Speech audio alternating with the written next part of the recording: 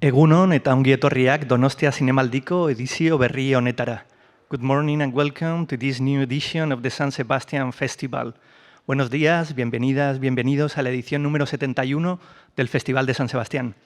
Hoy nos tomamos un café Lavazza con el director de la película Mixtape La Pampa, película dirigida por el argentino Andrés Di Tella, conocido viejo amigo de la casa del Festival de San Sebastián. Es una producción argentina-Chile que compite en la sección Zabaltegui Tabacalera y es uno de los 25 títulos de la sección que compiten por ese premio, por el premio Zabaltegui Tabacalera. Para hablar de la película tenemos hoy aquí a Andrés y bueno, comencemos. Ayer hicimos el primer pase. Comencemos quizá por ese título que resume también una forma de hacer, ¿no? Porque hay títulos que a veces se orientan más hacia lo poético, lo misterioso, a veces un personaje. En este caso tiene que ver con la forma. Cuéntanos, ¿qué es Mixtape La Pampa? Mixtape es una palabra que yo no sé ya si todo el mundo conoce. Eran esos compilados de temas musicales que le hacías a un amigo o a una novia, poniendo distintos temas en un cassette.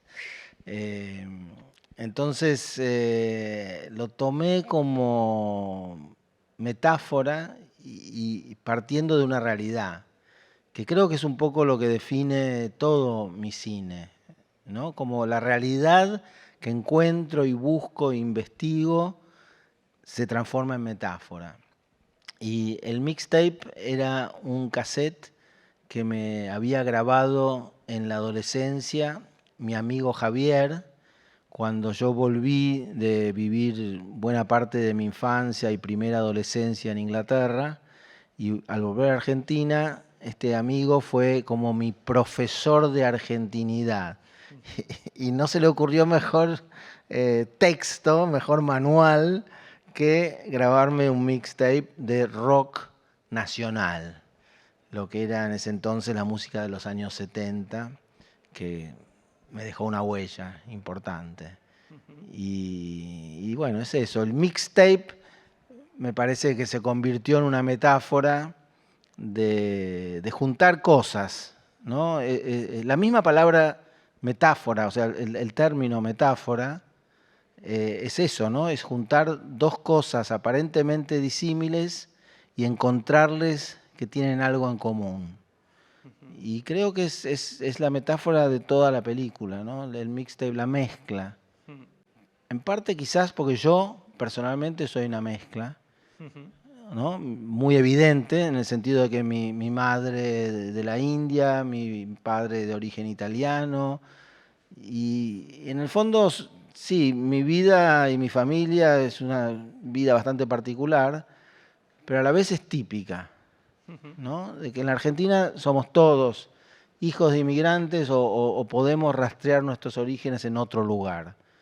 Y esa mezcla es constitutiva de nuestra identidad nacional. Hay un personaje clave, central y puente en la película que es este tal Hudson, que ahora me vas a contar quién es y cómo llegaste a él. Pero hay algo curioso también en tu cine y que define tu trabajo, que hemos ido viendo estos años, que es justamente esto, ¿no? Cómo toda tu obra es una suerte de autobiografía, a veces filtrada por la biografía de otros. Ahí hay un juego de espejos que es muy interesante de ver, y en este caso entiendo que Hudson, ese personaje, también un inglés argentino-inglés que va y vuelve, que nunca regresa. Entonces cuéntanos cómo llegas por un lado al personaje y por otro lado este trabajo tuyo de construir una continua autobiografía, porque mi sensación últimamente es que si en algún momento, y seguramente lo hacemos, ponemos todas tus películas una tras otra, en algún momento, ahí de repente aparecerá otro Andrés Di Tella o el completo o no sé quién, pero tendrá sentido, ¿no? Ver todas tus películas una tras otra. Sí, es una buena pregunta. Yo creo que lo autobiográfico es un instrumento. Es decir, yo pongo, si se quiere, mis propias tripas, mi propia vida, mi propia familia, como una especie de ofrenda en el altar del cine. En función de que eso evoque tu familia, tus propias tripas, tu propia intimidad.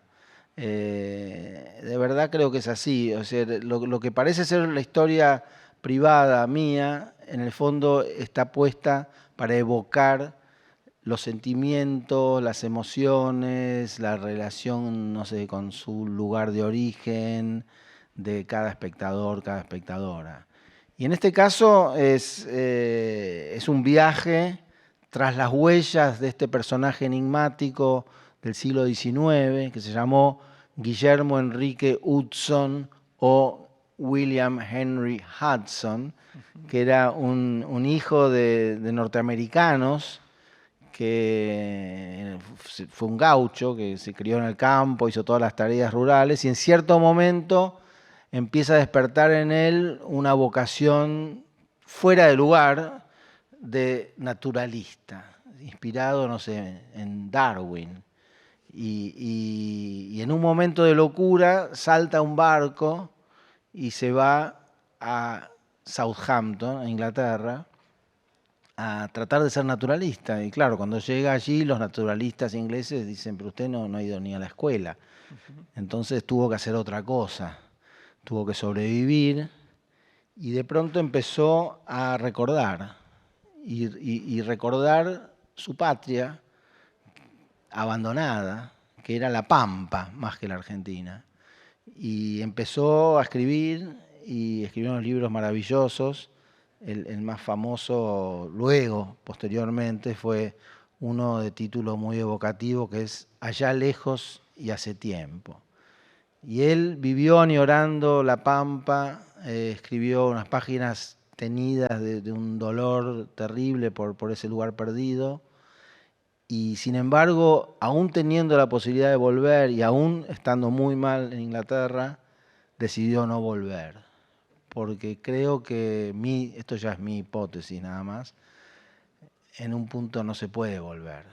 No se puede volver atrás, no se puede volver a casa. Y creo que eso también resuena en mí, en algún sentido de volver al pasado. Yo ya no sé cuál es mi pasado, está en Inglaterra, está en Argentina, cuál es mi infancia, mis años de infancia están repartidos, entonces no tengo dónde volver. Y además, si voy a Inglaterra, por ejemplo, no es mi infancia. Y creo que esto también, hoy estaba pensando, resuena no solo en un país como la Argentina hecho de migraciones, sino en algo que está pasando, quizás sea el movimiento más importante social que esté pasando en estos momentos en todo el mundo. ¿Qué es eso? La gente que deja su lugar y que sin embargo sigue habitada por ese lugar. En algún punto yo me di cuenta que la pregunta no es por qué Hudson no volvió a la Pampa, sino quizás que una vez que tenés un lugar donde vivís unas experiencias profundas, formativas, no te puedes ir. Y él tiene una carta muy tremenda, que es una de las últimas cartas que escribe, de las que han sobrevivido, donde le dice a un amigo, mi vida terminó cuando me fui. Y sin embargo Borges, que fue el primer lector en Argentina de Hudson, el que lo descubrió en algún sentido, dice, Hudson buscó el exilio para sentir más su amor por su patria. Bueno, Borges, claro. ¿Qué decir? Obvio. Ayer hubo un momento de la conversación que fue muy interesante cuando empezamos a hablar a partir de una pregunta del público sobre el sonido y lo musical. En tus películas pensaba ahora, mientras te escuchaba describir la vida de este naturalista, pensaba ahora en directo si tu cine tenía algo también de naturalista. Y en el sonido hay muchos momentos en tu película que sí encuentro eso. Por ejemplo, cuando estás dentro de una habitación de hotel y alguien llama a la puerta y tú estás grabando el off de la película y eso lo dejas, ¿no? Como material. Quería pensar que eso tenía algo de gesto naturalista, pero hablemos por ahí del sonido y de lo musical, ¿no? Sí. Porque en tus películas la voz en off siempre es muy importante. Ayer también decíamos que la película empieza con una canción infantil, uno de tus recuerdos. Se titula Mixtape, La Pampa, y está atravesada por la música argentina de esa época, de Spinetta a Los Grandes. Entonces, cuéntame un poco cómo todo esto del sonido, cuando uno monta y tiene ahí las pistas, ¿cómo trabajas todas esas pistas? Para mí, la música y la idea de la composición musical es como la idea rectora en el montaje. Es decir, todos los sonidos, como puede ser el sonido de un grifo que hace ruido al abrirse por las cañerías oxidadas o no sé qué, desde eso hasta por supuesto el canto de las aves o el ruido que uno se introduce en una laguna en la pampa y empieza a sentir un montón de ruidos que no sabemos cuál es su origen. Es decir, yo por lo menos, quizás si yo fuera un naturalista lo sabría, pero no lo soy. Y entonces ese misterio, ¿no? de estar escuchando cosas que no sabemos qué exactamente si es un insecto o si es un pájaro o si es una serpiente, quise evocarlo en la película con un trabajo realmente de lo más importante que yo he hecho en sonido. O sea, me planteé realmente dedicar una buena parte del rodaje a grabar sonido. Por eso aparece en imagen Paula Ramírez, que fue la sonidista que hizo el sonido directo. También me gustaría mencionar a Roberto Espinosa, que hizo un trabajo sensacional de mezcla posterior.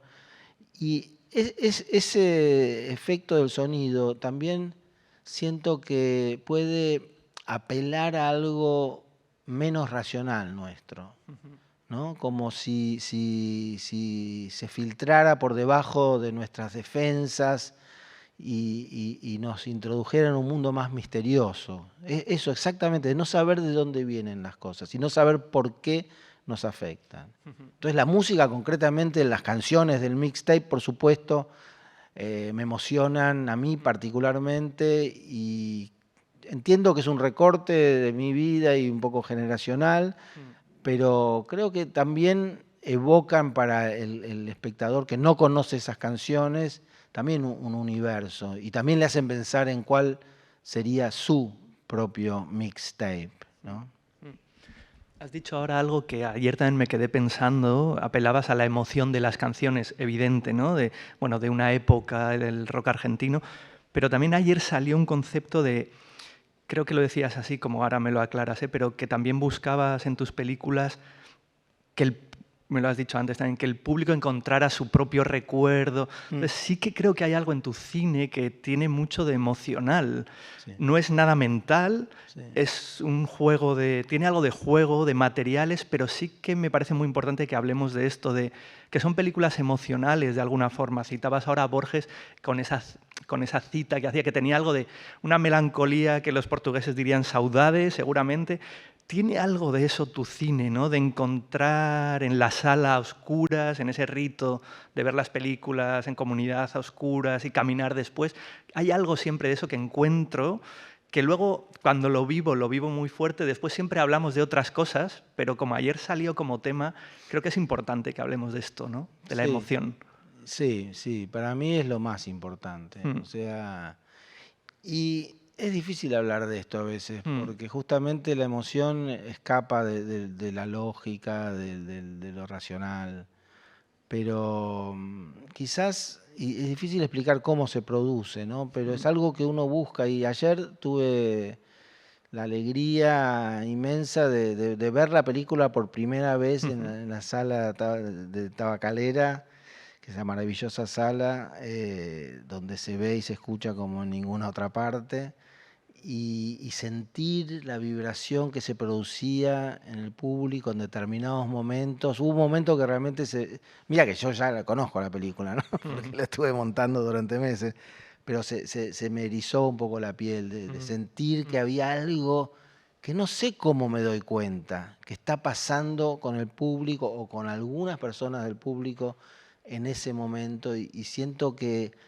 ahí se justifica todo el trabajo no sé, años realmente para hacer una película como esta, porque llega, algo llega. Y lo que llega es esa emoción, quizás un poco subterránea, que el que se ve afectado por esa emoción ni siquiera sabe, porque posiblemente le haya llegado al momento de ver esos planos de las aves volando y sus cantos y el aleteo y el chapoteo nuestro en el agua de la laguna, y todo eso sensorial también genera emociones. Es difícil, digamos, decir, está aquí, pero sí es una búsqueda, sin duda. Y recuperé ese momento en el que redescubrías la película ayer en sala, ¿no? Viéndola en pantalla grande y demás. Y también decías cuando hablábamos con el público, y esto es curioso, que una vez que están las pelis hechas y que las vais mostrando al mundo, uno también las redescubre en ese encuentro con el público. Entiendo que puede tener, en vuestros procesos creativos, pues hay un montón de razones que sabéis, pero después aparecen otras, parece ser, por lo que nos vais contando, ¿no? Y cuéntame tu experiencia en ese sentido. ¿Cómo es ver la película otra vez, por primera vez en sala, con público? ¿Y qué descubres? ¿Qué es posible descubrir? Porque efectivamente has pasado días, semanas, meses montando, sabes cualquier decisión por qué se tomó, pero ¿qué se redescubre en sala cuando se vuelve a ver? Bueno, hay algo un poco dramático, ¿no? Para el cineasta o la cineasta, y es que finalmente nunca va a poder ver la película, porque nunca la va a poder ver con los ojos de la inocencia del que la está viendo por primera vez. Eso es algo que uno puede imaginar y puede tratar de pensarlo, pero yo estoy en la sala y estoy también pendiente de ay, me parece que alguien se movió demasiado en la butaca. Entonces es una percepción totalmente diferente a una persona del público normal. Pero a la vez hay esos momentos donde uno no sé cómo logra salir de esa inquietud y conecta con lo que está pasando en la sala. Y esto es muy sencillo, es decir, si estamos aquí entre estas cuatro paredes, en este estudio, si yo me pongo a llorar ahora, no te preocupes, te va a afectar.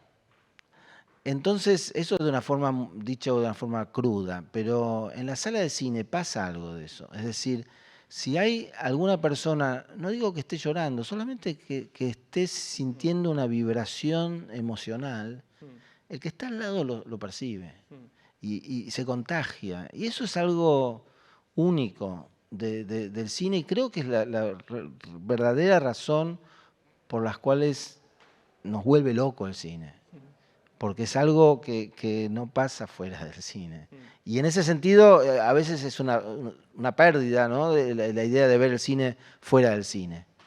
Por supuesto que yo veo muchísimo cine en el ordenador o donde sea, pero hay algo del efecto de lo que pasa en la sala de cine, de estar con desconocidos, palpitando al mismo tiempo una emoción que es, no sé, es una locura realmente. Y es algo, yo creo que cada vez, yo siento que cada vez es más valioso eso. Te voy a hacer una última pregunta, Andrés, que es una pregunta que seguramente te he hecho otras veces y que tomo de aquella película que hizo Ignacio Agüero, donde iba juntándose con otros cineastas chilenos y les lanzaba aquello tan a modo juego, ¿no? Les preguntaba, ¿qué es para ti lo cinematográfico? Les decía, ¿no? Te lo pregunto porque creo que hay algo en tus formas de hacer que da como para, ayer lo hablábamos también, como para una respuesta donde es muy claro el cruce entre disciplinas artísticas, entre las artes plásticas, literarias, la performance, la voz. Entonces, entiendo que en este intento de definición de lo cinematográfico habrá algo de esto o no. Igual tú me dices ahora cualquier cosa, pero esta es la última pregunta. ¿Dónde está lo cinematográfico? Eh, En el fondo está en lo que acabo de decir, ¿no? En lo que sucede en la sala de cine. Creo que. Pero igual puede suceder el cine fuera de la sala de cine también, ¿no? Ya sea en el ordenador, en el televisor, también es cine. Entonces tendría que contestar por el otro lado, como hacedor, ya no como parte de un público, sino como hacedor, y volveríamos a la música. Es decir, para mí lo cinematográfico está en la música. Es decir, no la música de las canciones o la música de la banda de sonido original, sino en la música del cine. Es decir, en esos ritmos, en cómo se juntan las piezas, en la composición, ¿no? En los sonidos y las músicas y las voces y las imágenes actuales y las imágenes antiguas, y cómo se combina todo eso de forma musical. Para mí, personalmente, eso es lo que yo entiendo del cine. O sea, adoro estar en rodaje y estar encontrando un encuadre o que suceda algo entre personajes. Eso es increíble, pero siento que yo soy un poco más cineasta. En ese momento vivo más la situación. En el montaje soy más cineasta y es donde más me parezco al compositor. Pues muchas gracias, Andrés, siempre un placer tenerte aquí. Vamos a pasar ahora a ver unas imágenes, un clip de tu película, y animamos también al público a que asista a los demás pases que todavía nos quedan durante el Festival de San Sebastián, y esperamos verte pronto con tu nueva mixtape por aquí. Gracias. Muchas gracias.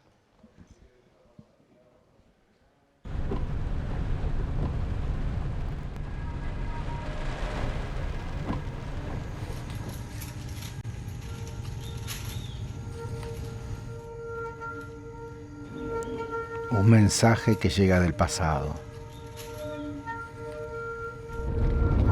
Dirígete hacia el sureste. No sé qué hacer.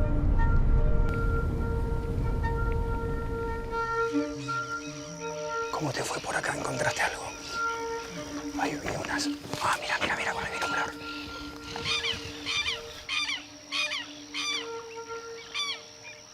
Tengo que decirte algo, papá.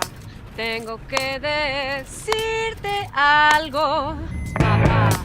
Para un segundito. Ay, la puta que lo parió.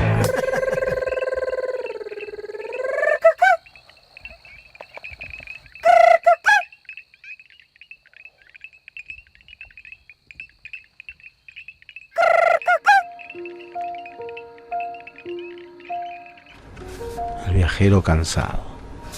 Este no lo conozco. Está en blanco.